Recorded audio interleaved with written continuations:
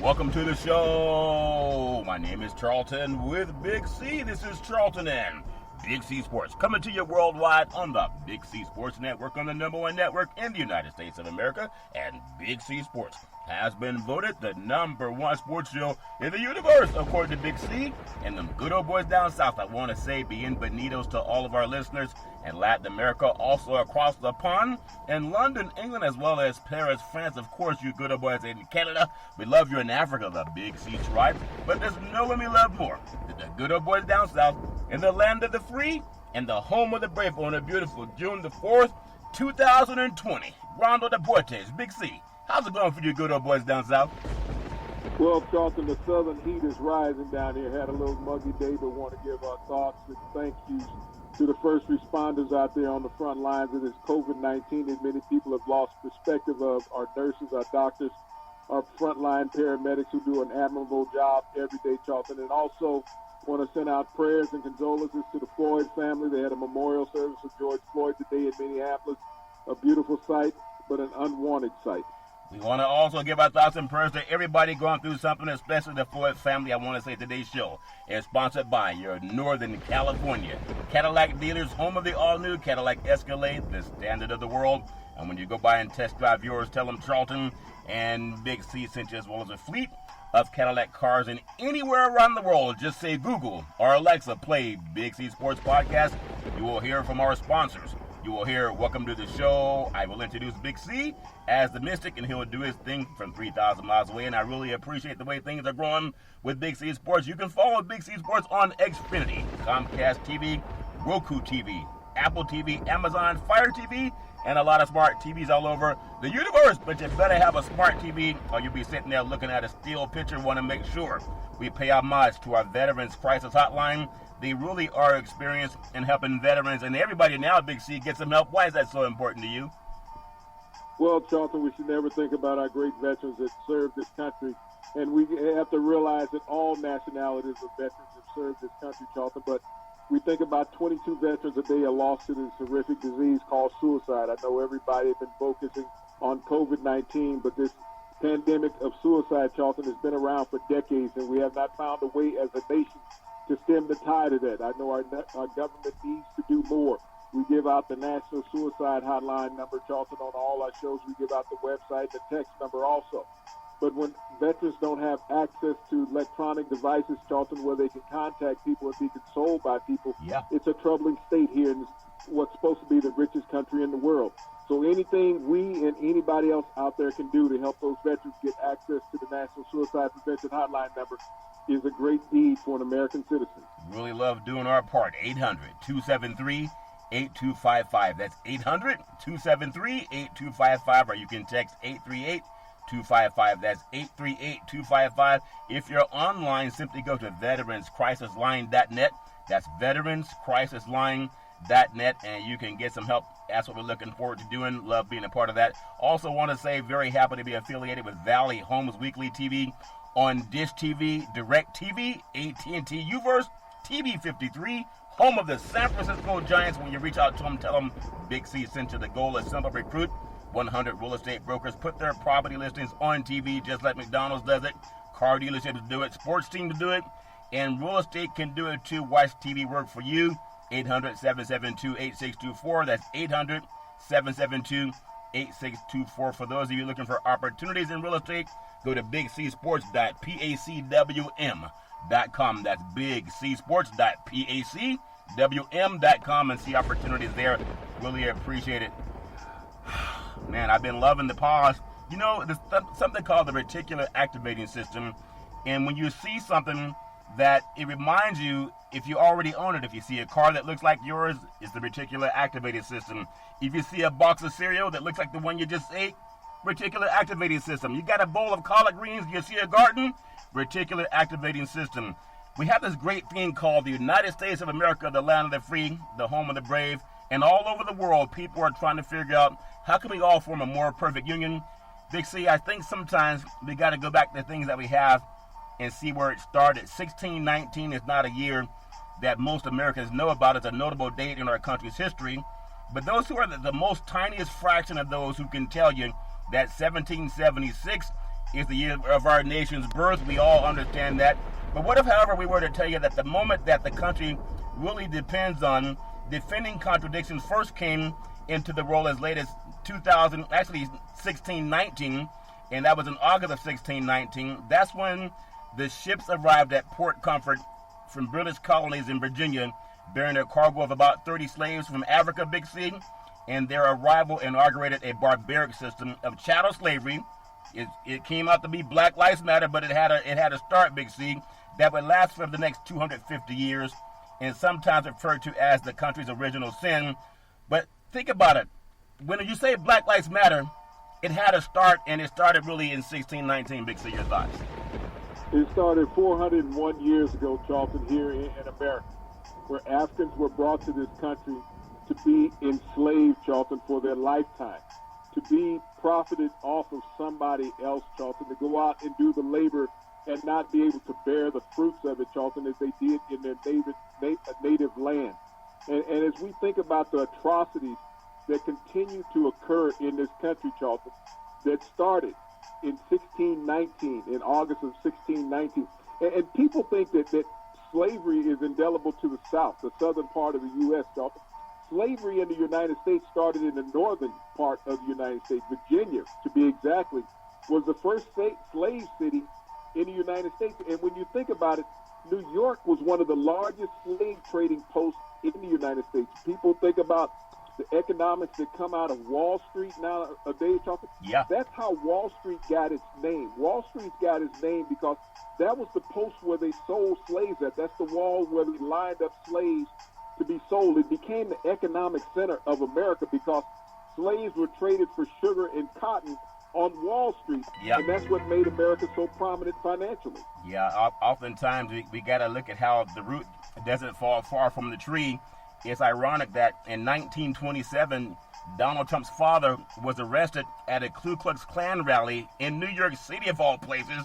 And he said, well, I wasn't part of the Klan. I just like going to their rallies. I mean, you had to read between the lines there. Out of slavery, Big C, the anti-black racism, it required really a lot of bad things to happen. It grew nearly everything that has truly made America exceptional. Its economic might, its industrial power, its electrical system, its diet, popular music, the inequalities of its public health and education, even the water that we drink, Big C. It's astonishing. Think about it. The penchant for violence it's become inequality. The example is set for the world in the land of the free and the home of the brave. It's a slang that people love, the slang that came out of black culture.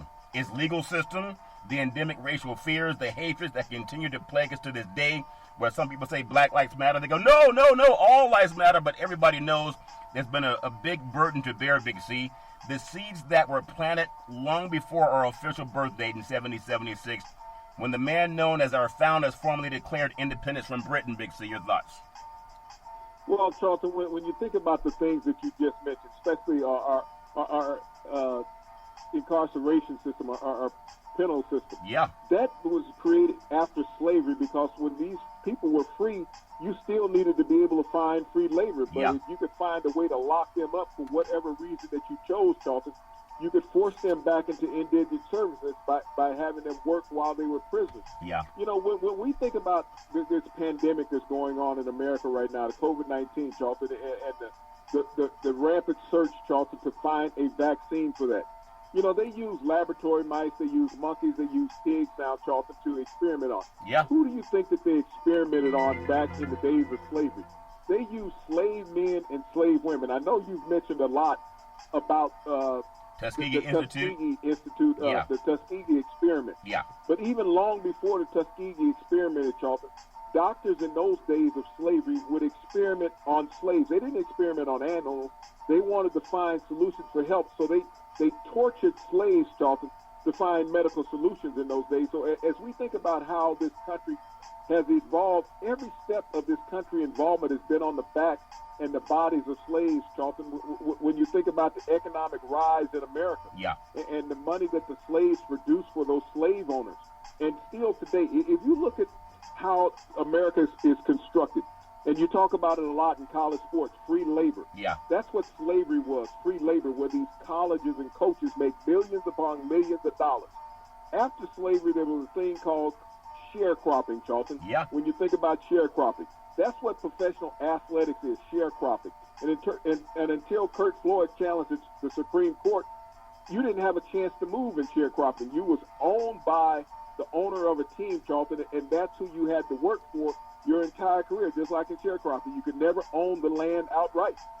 Yeah, that's true. And I know we talk about things because sports is such a big business, but this really has galvanized people all over the world. And I've told you before, somehow it's amazing how the universe will bring things together, even with something as horrific as rape. We talk about how a man had his life ended because another man who was sworn to protect and serve put his knee on his neck until he couldn't breathe, and he had two other guys holding him down, and a fourth guy was on the lookout. And imagine how many women were raped and assaulted and murdered, and they could do nothing about. They couldn't go to law enforcement. And so people wonder, well, how does all this Black Lives Matter stuff and how are people so upset that they're not treated fair? I told you it's called the reticular activating system. When you see something that you have, it reminds you of when you had it also. And so when people see a lot of pain, they can go back and realize how many black women have had a lot of pain. I mean, you don't forget it just because it's in history. I want to bring up something too, and I want to tie it into sports. American history cannot, think about it, history cannot be told truthfully without a clear vision of how inhumane and immoral the treatment of blacks were, especially black women. When they were captured into slavery, they raped the women, they murdered the men. And that's a fact. And so people wonder, well, what's that got to do with today? It has everything to do with today. A 300 tall redwood tree, it has a root, and it wouldn't get to be 300 feet tall without a root, Big C. So Americans have to acknowledge the shameful history and trying hard to understand its powerful influence on the present. Perhaps we can prepare ourselves for a more just future by understanding history. Doing so requires us all to place the consequences of slavery and the contributions of black Americans at the very center of the story that we tell ourselves about who we are as a country. So when someone says, my grandfather fought for this country, well, so did black grandfathers fight for this country. And also a lot of them, they had to be raped and brutalized by a slave system, and they had no recourse. But we still fought for this country every single war. Big C, well, if that makes sense to you, your thoughts? Those black grandfathers and black great-grandfathers, Charlton, that fought for this country, just like those white great-grandfathers and grandfathers fought for this country. But, Charlton, when they came back home from fighting for this country, Charlton, they were still met with racism and discrimination and oppression. Yeah. Those white grandfathers came home to parades and every accolade that they could receive. They got their medals, they got their awards, Charlton.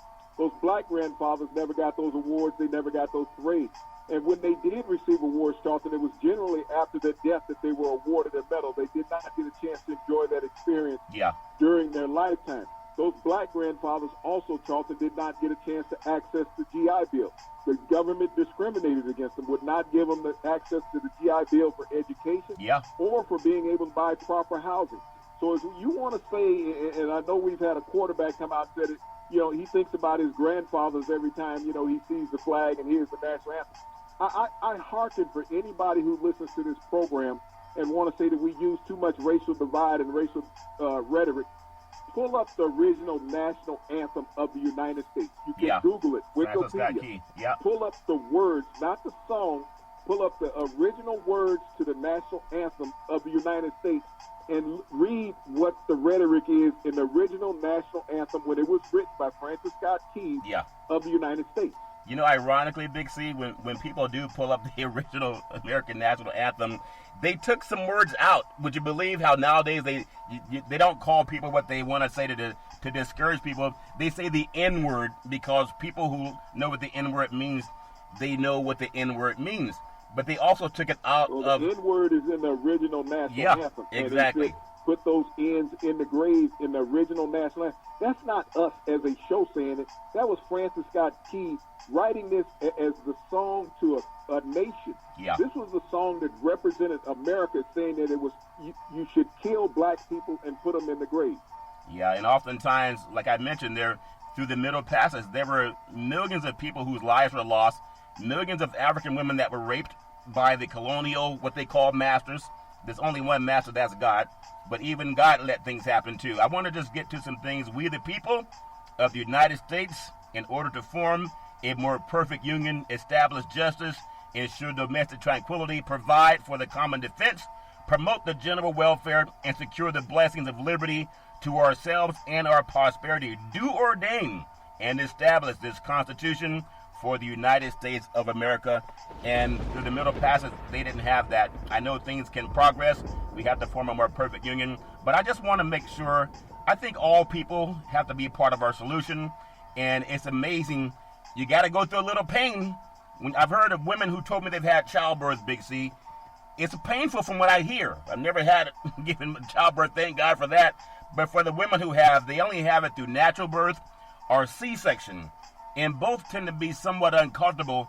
But when they push through it and they don't give up on it, then out comes a beautiful life. And we want to have a beautiful country, but it's going to have to go through a little bit of pain. I want to talk about something that happened also, Big C. Can I ask you a question before that, Charlton? Yeah. Who wrote that statement that you were talking about? Which one? The one you just read about. Oh, the preamble to the James Madison. James Madison, the preamble to the Constitution. Who wrote that? James Madison. George Madison. No, James Madison. You realize that George Madison, at the time when he wrote that, owned over 100 slaves? Over 100 slaves he owned. And when he wrote that, did he set any of those slaves free? No. Okay. So what you just read was a damn lie. Well, it was a damn lie. When they talk about a perfect union, all people are created equal. No, because those were not considered people. So that document that you just read is a lie, Charlton. And that's what this country's been living for all these years, is a lie. Because when you read the Constitution and what it says from those founding fathers and what their actions were, they were contradicting their own actions, Charlton. Whether it was Thomas Jefferson, whether it was George Washington, Madison, any of those individuals, Charlton, when the first 6 presidents of the United States owned slaves, when they tortured people, when they raped people, when they starved people, when they beat people. And this is the document that they were living by. They were living by a document for them. That was the only living part of that document. Yeah. It was not a document representing black people in America, Charlton. So if it didn't represent black people then, it doesn't represent black people now. You know, you think about anything that's in the Constitution for black people, it had to be added later. The 13th Amendment, you think about that. That was represented to directly incarcerate black people, Charlton. That's what that was. When they started adding amendments in to the Constitution, it was to harbor black people. It wasn't about to give them freedom. Yeah, there's a lot of things that, like a tree, when you plant a seed and it becomes a tree, it has to go through some changes to become a tree from a seed. And the Constitution is a living, breathing document. We all got to go through some changes, Big C. And speaking of some changes, I know everybody wants to get out there. From the Middle Passage says, let's get out there and play football during COVID-19, Big C. It's amazing. We talk about the Middle Passage and Black Lives Matter, and some people say my grandparents fought for this country. Well, everybody's grandparents fought for this country. But Donald Trump, it's amazing. America can have a president that came out of the seed of a man who was arrested at a Ku Klux Klan rally in New York City, and no one talks about it. His name was Fred Trump. Google it. Just Google it, media. Be true. Oklahoma State linebacker. He said Tuesday he had tested positive for COVID-19 after attending a protest in Tulsa, Oklahoma. And I believe he was a second-team All-Big 12 selection last year, made an announcement on Twitter.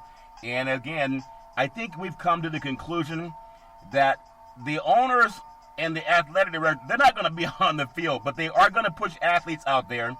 And just like the Tuskegee experiment, they're going to see how they respond to the medication. But here's a college kid tested positive COVID-19 through a peace rally. Big C, your thoughts? And that's just the tip of the iceberg, Charlton. As we talk about putting all these athletes back together, as all the sports now is that giving themselves the okay to play from collegiate to professional, Charlton, and even high school sports have gotten the okay to play. Yeah. So, here it is, you go to a rally as an athlete. That means that your body is in contact with other bodies, Charlton, that you're in a crowd, that you're in a place with limited airflow, circulation around you. That's what these college students are going to be dealing with, Charlton. They got to go in the locker room. What, you're only going to let 5 in at a time into the locker room to get dressed and undressed? So, think about all of what they deal with. Are they going to be able to shower? in the locker room, or do they have to go back to their dormitory or apartment to shower? All of these things have not been worked out, but we already see evidence that once you start putting these athletes in confined and crowded spaces, they're going to do it. The pandemic is going to explode. Well, they're going to do it, but again, it's like the guys that we talked about through slavery. The slave owners were not the ones out there risking their lives and plowing the field, etc. They were just raping the women and reaping the benefits of free labor, Big C. It's amazing how since 1619, there's still a thing called free labor. I'm not trying to equate free sports for, sports without pay and compensation with slavery, but it's amazing how one side from 1619 benefited from your efforts, and that side still benefiting. Philadelphia Eagles NFL news wide receiver Deshaun Jackson, he played at Long Beach Poly High School out of Southern California, and he went on and played college football, I believe, at Cal Berkeley is what I believe, and he's been one of the most dynamic receivers in the NFL, been on a couple of different teams. With the Eagles right now, he's suggesting that even with COVID-19, that players should wear mics for the upcoming season for more entertainment. To me, do what you want to do, you're a grown man, but COVID-19 is not declining in the United States. But put a mic on it, Big C, why not? Your thoughts? Well, Charlton, I think people will look at that golf tournament that they had down in Florida with Mickelson and Woods and Manning and Brady, and thinking about the dialogue that went back and forth between those. That was a PG thing. That was even a G-rated thing when you look at it, Charlton. Yeah. When you think about miking up football players, I think HBO for the past several years have done this thing called Hard Knocks. Yeah. Where they've had to edit down a lot of content and bleep down a lot of content. This is in practice, Charlton, with your own teammates. Yeah. Think about the heated battles that go on a football field and the things that are said down in the trenches. I mean, you can't even go see your mother for a couple of weeks if she was to hear what you're saying. Yeah. I still have cringing about the things that I said to players, Charlton, over 30 years ago when I was playing. I mean, I had teammates apologizing during games and officials telling me that they're going to kick me out if I keep talking like that. Yeah. So there's no way that you can mic up these men. Because think about, especially with these offensive and defensive linemen, having to go at it every play in each other's face. Yeah. And think about defensive backs and receivers always talking about what they're going to do to each other, Charlton. Yeah. And linebackers telling, I got your number. But, with all the expletives that go along with that, you would have to run this thing for 5 minutes, go back and edit and bleep everything out, and come back. You can't play it in real time. Yeah, we know sometimes that's why they came up with this. You got to wash your mouth out with soap, Big C. And I understand some people really did that. It happened to me one time when I was in elementary school. Wash my mouth out with soap because I said a word that wasn't acceptable. It's amazing how things change, Big C. I want to touch on this. We're talking about, putting a mic on NFL athletes so we can hear what they're saying. And I have my own thinking. I don't think anyone's a monolithic group. I think sometimes we can throw people under the bus. Again, Drew Brees was not at a Ku Klux Klan rally. That's my opinion, okay? He came out and said something about his grandfather, all because maybe he doesn't see things from the same point of view. And I'm willing to give him that. I know he kind of came back and said he apologized again. But all of us at some point in time, as you even mentioned, there are things that you said that needed your mouth washed out with soap too, Big C. But we all evolve. But I know a lot of people, they're going to have their own opinion. Drew Brees, New Orleans Saints quarterback, said he could never stand with anyone who did not respect the flag, the American flag. The one they took the N-word out of, Big C, the national anthem. And the teammates and other athletes react to Drew Brees and his comments about protesting during the national anthem. But I want to get your thoughts on that. I forgive a lot of people. To me, I want to look at a man's deeds, not his words. He's not the guy that so many people talk about that were police racially profiled.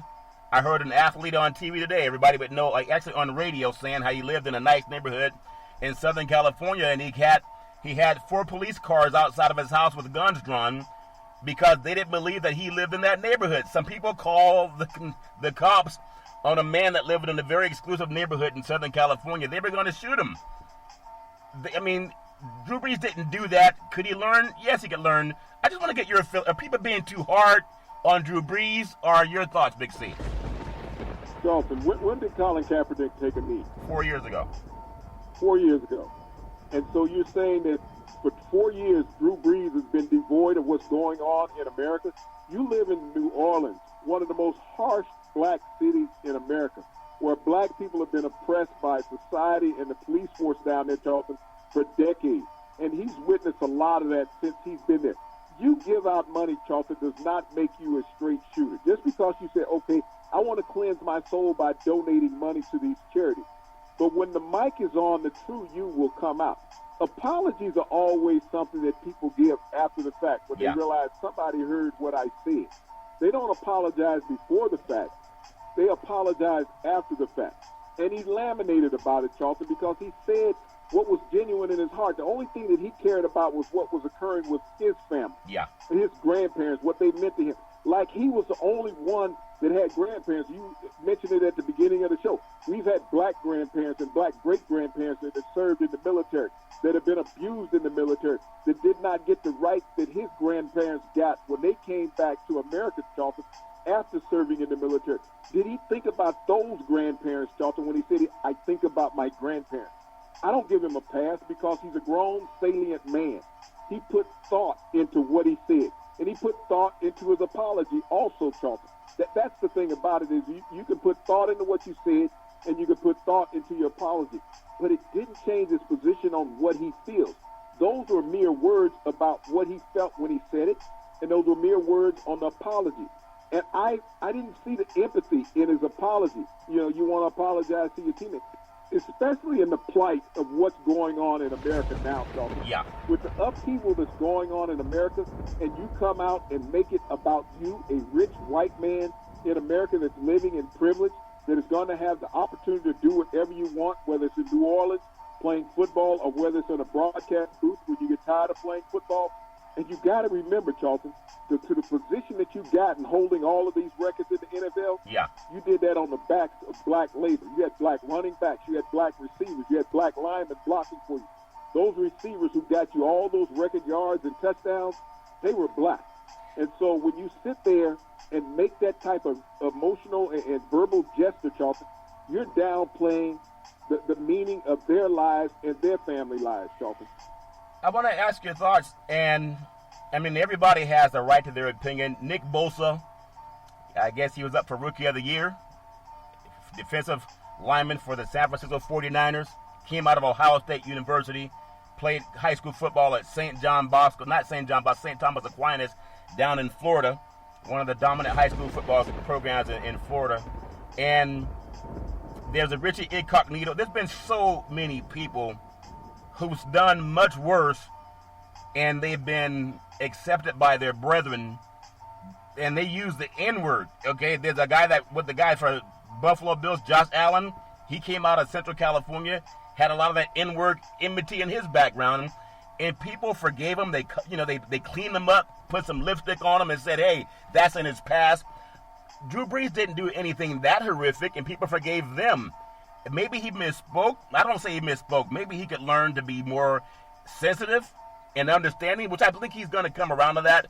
But why do we forgive guys that use the N-word and people embrace them on the team, and a guy that did not use that word, and they're scolding him because he said he wanted to pay homage to his grandfather? Big C, your thoughts?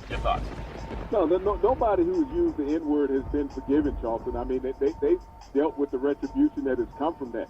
You know, Drew Brees, because he was self-centered in this action, Charlton, when you think about it. He said, it's more about me than it is about George Floyd, and it's more about it than Black Lives Matter. That's what pissed people off about Drew Brees, is that he wanted to become the focal point. He wanted to be like the president. I want to take all the attention off what these people are doing. I'm going to march over to this church and take a picture with a Bible. Is it upside down? Which way do I hold it? That's the type of moment that Drew Brees had. Yeah, I know there's a thing in our Bible called forgiveness, and he who is without sin cast the first stone. I think dialogue, Big C, just like I hear women say it, on childbirth is uncomfortable, but once you push through it, you can create something beautiful. We're going to take what's called the Big C pause, also known as the Big C timeout, and when I come back, I want to talk to you a little bit more about Drew Brees, because as you also said yourself, there were some things you said as an athlete that even your teammates apologize for. A lot of guys have that bravado, and everybody has their own opinion. But I don't know. I don't know the man. We'll take the Big C pause. We'll be right back in just a moment.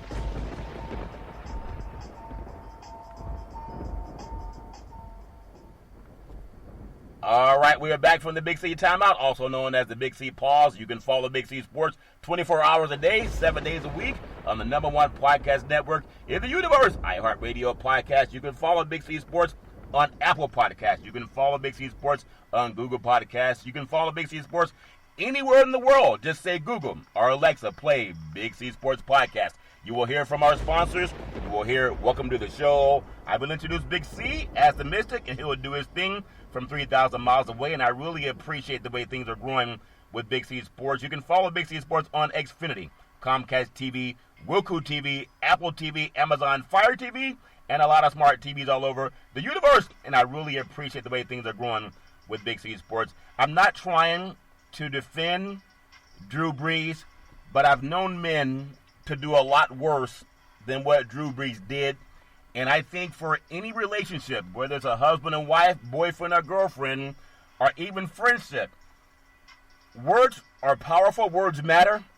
But I also think you got to look at the heart of somebody and give everyone a chance. Like Michael Jackson said, look at the man in the mirror and ask him to change his world or change his ways. I think everyone deserves that chance. I think he has a lot of good deeds in him. And I'd hate to see him thrown under the bus when so many other men who blatantly use the N-word are embraced by their teammates because they tackle or block somebody. Big C, your thoughts?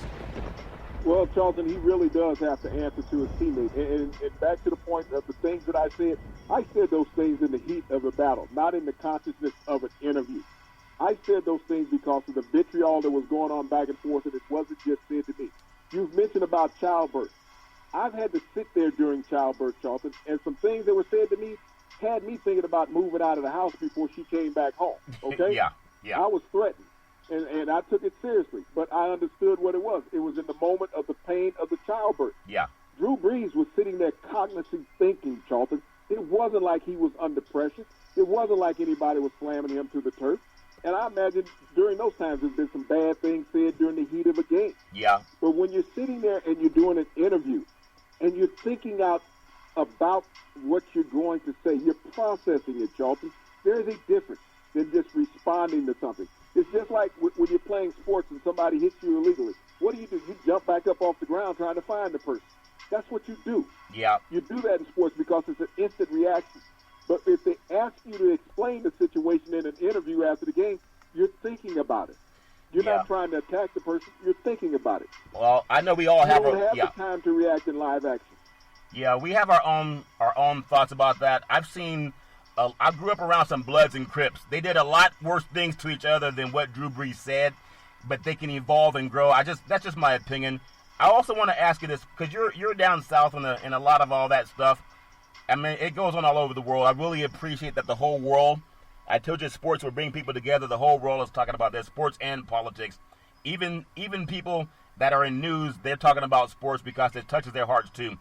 This week, college football coach, Clemson head coach Dabo Swinney, some people think he missed the mark in his statements about George Floyd's death. Actually, it's his murder, what we should really call it. Florida State defensive tackle, there's a guy by the name of George Wilson. He disputes head coach Mike Norvell's comments, saying that he spoke to the team. An ex-Clemson tight end says an assistant coach had used the word N, the N word, back in 2017 during practice. A couple other people, too.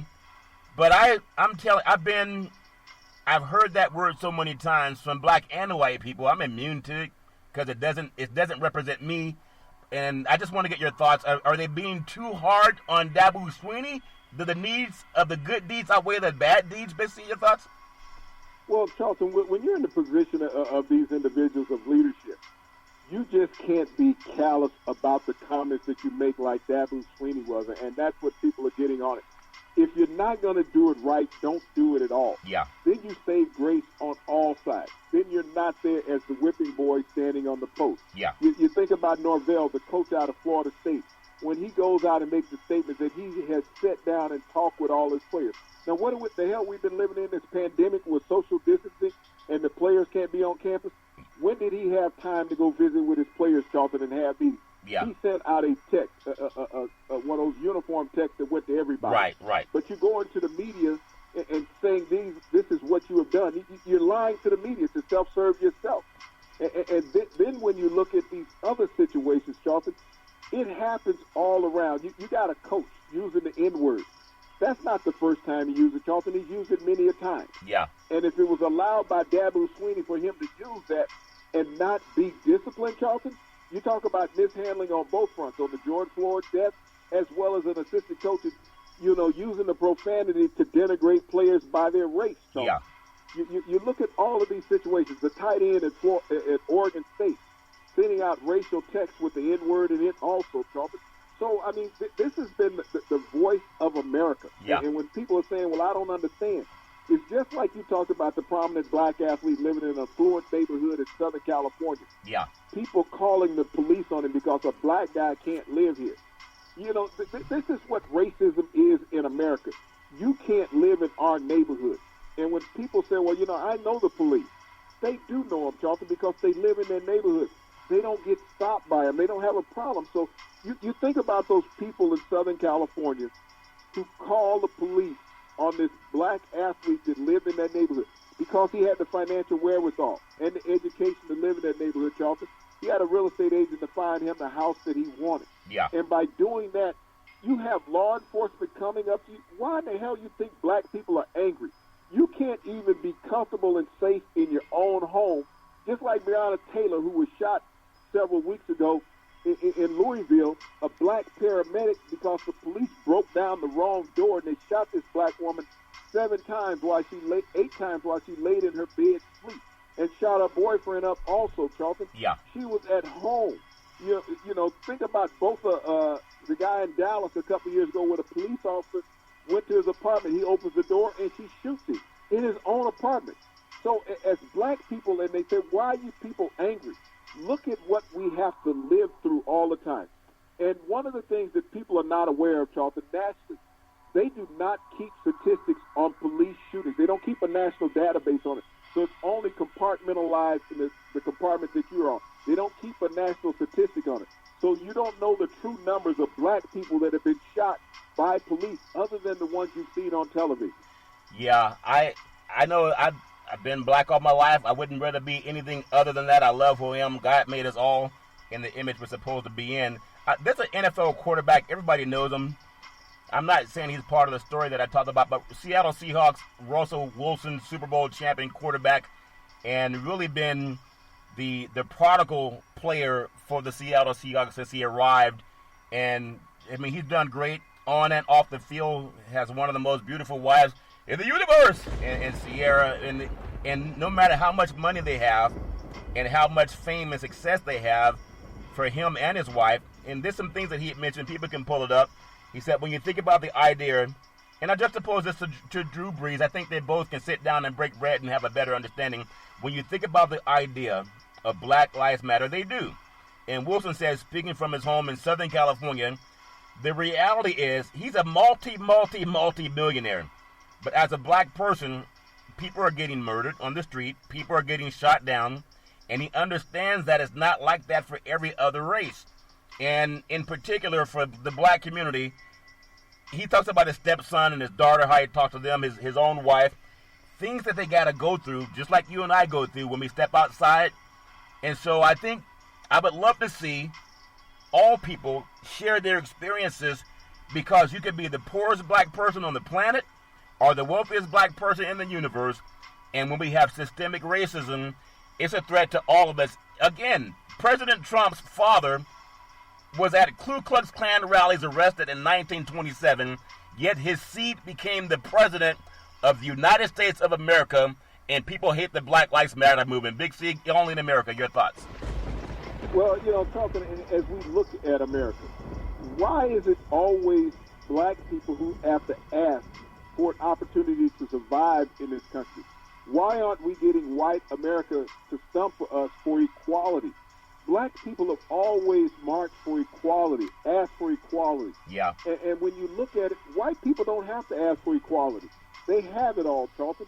They get through situations. They get preferential treatment by color of skin alone. You witness that in traffic stops. Yeah. So when you look at the marches that black people have had forever, and And when they wanted to use Dr. King's name in the White House the other day, I was so appalled Katie about McEnany? that. When Yeah. the press secretary was trying to mention some of the words that Dr. King Katie had said. McEnany, yeah. You know, people said, what would Dr. King say today if he was alive? Well, he can't, because you killed him. A white man killed him because he talked about peace and bringing America together. The things that he strived for that we're still striving for today. He potentially would still be alive, Charlton, if they had not killed him. Yeah. And took that opportunity away from him. So this is the thing they need to look at. When they say, what would Dr. King say? Ask yourself, what would he say, because you killed him.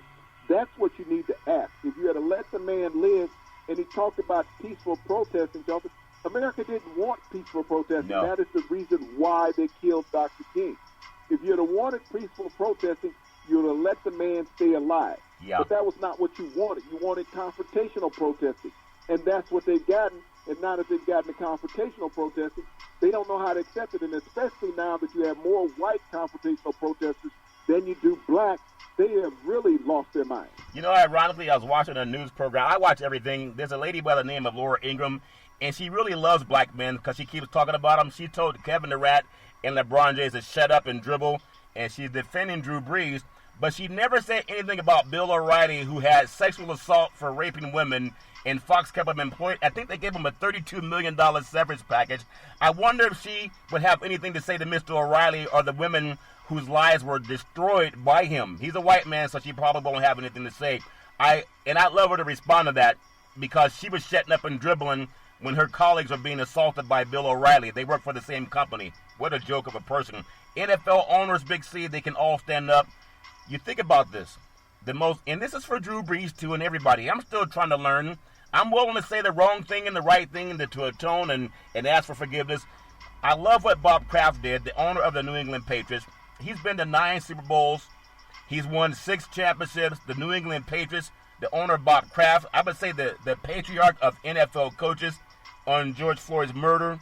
He's saddened by it, and his heart goes out to the family. And what the main thing that he talked about, Big C, that I think is so important, and I tell you, when white Americans saw President Trump, whose father was part of the Ku Klux Klan rallies and was arrested in New York City in 1927, when President Trump ordered the military to sick vicious dogs and tear gas and shoot white people with rubber bullets, that's the people whose constituents, their kids and their grandchildren, they saw a man doing that. Well, Bob Kraft supported Donald Trump in his politics, but he has to also be a part of the solution. This is what Kraft said, and I want to get your thoughts. We're horrified by the acts of racism that we've witnessed. We are heartbroken for the families who've lost loved ones. We are devastated for our communities of color, who are sad and who are exhausted, who are suffering. We know that none of the sadness or exhaustion or suffering is new. We know that it's systemic and our eyes and ears are open. And we have to fix it. We have to fix it, Big C. I appreciate the sentiments, but they got to be honest about the people they put in office also that perpetuate this garbage, Big C. Your thoughts? What state did Bob Kraft live in? He's up in the Northeast. I don't know what state exactly. Massachusetts. What has Massachusetts represented over the years, Charlton, about the racism that they have personified in America against black people? I like his sentiments, but they're hollow compared to where he lives, Charlton. He's had an opportunity to fight racism in his own state for decades. Has he done that? Has he taken leadership? I don't know. I haven't been there. I don't know what he's done in that. And so when I hear these words by all these dignitaries and political and sports leaders, Charlton, when they walk out there saying, this is what we have to do now because of what they see on television, they can witness that on the evening news where they live and speak out at that point. They don't have to wait till it's a national pandemic going on about this, Charlton, in the upheaval against it. That black people are tired, Charlton. They're tired. You got to understand, when you talked about the 1776 in America, okay? Yeah. Black people at that time, Charlton, were 20% of the population of America. In 1776, they were 20%. Now they're only 13% of the population in America. What has happened to so many black people, Charlton, during that time? That we lost 7% of the gained population of a country because of the horrific deaths that we continuously have to suffer. So everybody can come out and give lip service. I don't care which team you own, which team you work for, Charlton. Yeah. But as black people, we live this every day.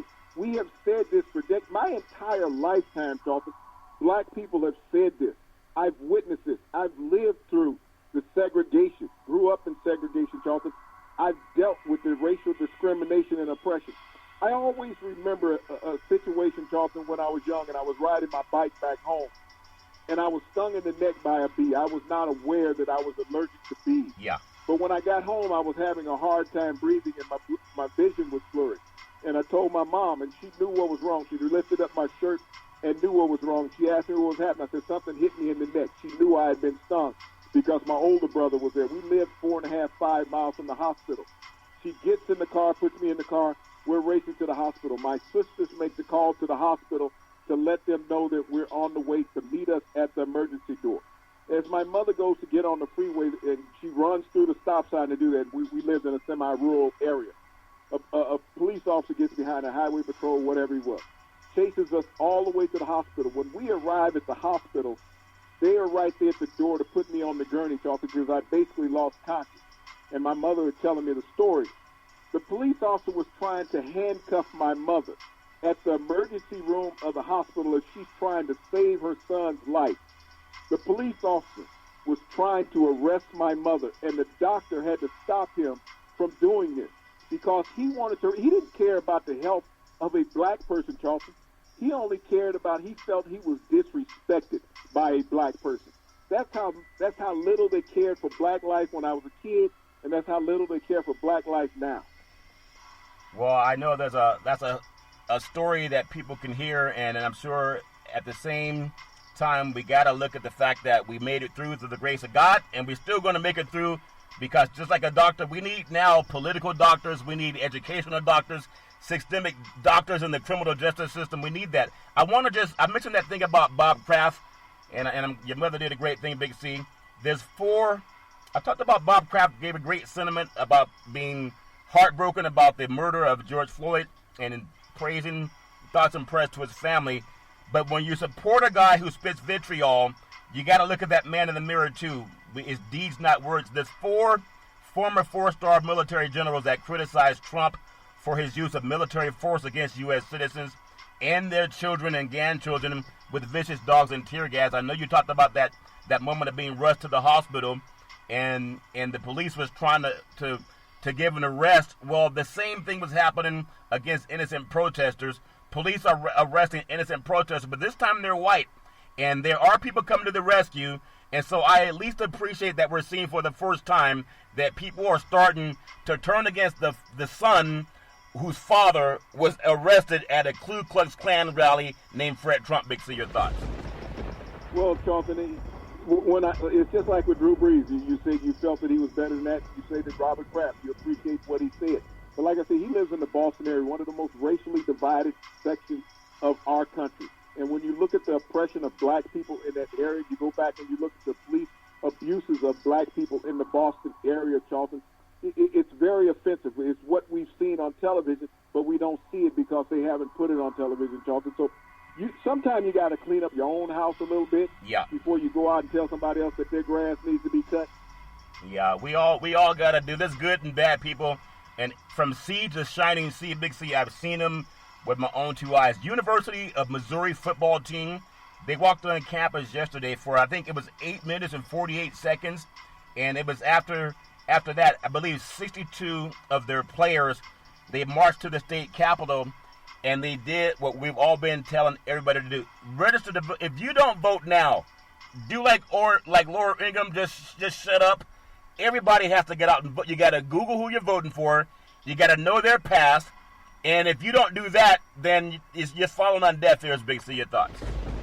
Charlton, this is always what I've stood for and believe. You have to vote. You know, this is what, when Drew Brees talked about his grandparents, I think about what my grandparents sacrificed to be able to vote. Yeah. I can remember my great-grandmother, wanting to go to the voting poll. I can remember my grandmother wanting to go to the poll. I remember my mother made every voting poll that she could, Charlton. But, when they first started out voting, it was basically illegal. It would almost cost them their lives to vote because their employers would find out about it. The police would find out about it because you had to write down your address.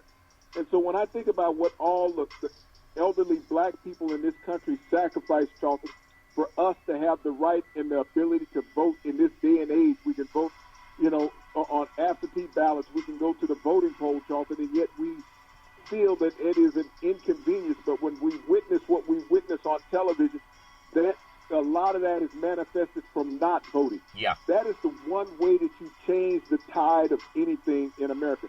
I know we only have 40 million blacks in America, Charlton, but if 30 million of those blacks vote the same way, you have control, because whatever party you're voting for, you put them over the top. And I even want to ask all Americans, especially there's a thing I just want all of our listeners, black and white, anywhere in the world, Google Donald Trump's father. It's amazing how people complain about Black Lives Matter and Colin Kaepernick taking a knee, but no one, if you look at that picture that POTUS took outside of that church, and he had his hand and his thumb a certain way on the Bible, there's a picture with Adolf Hitler just like that, and his father was at a Ku Klux Klan rally. If it wasn't true, it'd be sad, Big C. Our listeners must watch this program. It's called Blue Eyes Experiment, Brown Eyes, Blue Eyes Experiment Session by Jane Elliott. It was back in 1968, an Iowa school teacher. It's on YouTube, Big C. Have you seen that? Your thoughts? Yes, I have, Charlton. It is very riveting. When you sit down and you watch this, now you got to remember what happened in America in 1968. It was when we got our civil rights movement going, Charlton. Dr. King had been killed. Bobby Kennedy had been killed. This was a white Iowa school teacher who was teaching an all-white class, Charlton. And so what she did was a blue-eyed experiment versus a brown-eyed experiment to show who got privileged race-wise in America. She showed these kids that it was an embarrassment and that you lacked equity if you did not have blue eyes. This is what she taught in the class, and it's hard to explain it. You have to watch this, Charlton. It's riveting, because when you come out of watching this on YouTube, Charlton, blue eyes, brown eyes, class experiment, Charlton, you're talking about third graders that she ran this experiment on. Yeah. So you think about the ingraining in their mind from their third grade on, Charlton, what they were being taught to think in the Midwest of this country about racism. Yeah, and if they go even further than that, after they watch that, Google Dr. Leakey and Greg Remendo, that dark skin is dominant, that light skin is recessive, that dark eyes are dominant, light eyes are recessive. The dark gene can reproduce the light gene, but the light gene cannot reproduce the dark gene. That's Mendo and Leakey. All life came from the African continent. Racism is a learned behavior. People learn it. I wish we would do this before we close, Big C. I know there's an NCAA, they're trying to address racial discrimination.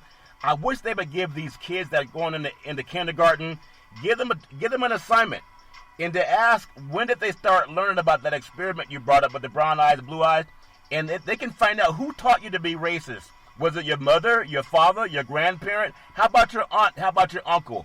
They need to start tracking where it started, because that's the way we can find a way to fix it. Big C, you can follow Big C Sports 24 hours a day, 7 days a week on the #1 podcast network in the universe. From anywhere in the world, just say play Big C Sports Podcast. You'll hear from our sponsors. You'll hear welcome to the show. I will introduce Big C as the Mystic, and he will do his thing. And I really appreciate the way things are growing with Big C Sports. You can follow Big C Sports on Xfinity, Comcast TV, Roku TV, Apple TV, Amazon Fire TV, and a lot of smart TVs all over the universe. In closing in the last minute, I appreciate that people are having dialogue. Sometimes, like birth, it's painful, from the middle passage to taking a knee to I can't breathe.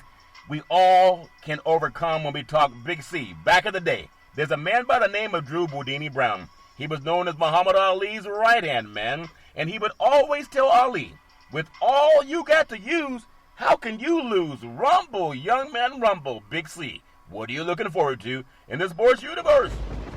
Well, Charlton, I'm hoping that America doesn't lose sight of this COVID-19. It has not gone away. We had over 1,000 lives lost yesterday, Charlton. Wow. In America, we must still remember to practice social distancing. Protect yourself and protect those around you. Wear a face mask when you're out in public. And I also, once again, want to thank our frontline healthcare workers, our nurses, our doctors, our first responders. And I keep my fingers crossed about sports when it comes back, that we don't have a pandemic within the sports. I hope that we can all just pray, put our heads together, and talk. When we talk and listen, good things happen. You can listen to every Monday through Friday at 5 and 6 p.m. worldwide when you follow Big C Sports on the Big C Sports Network, on the #1 network in the United States of America. At Big C Sports has been voted the #1 sports show in the universe, according to Big C and them good old boys down south.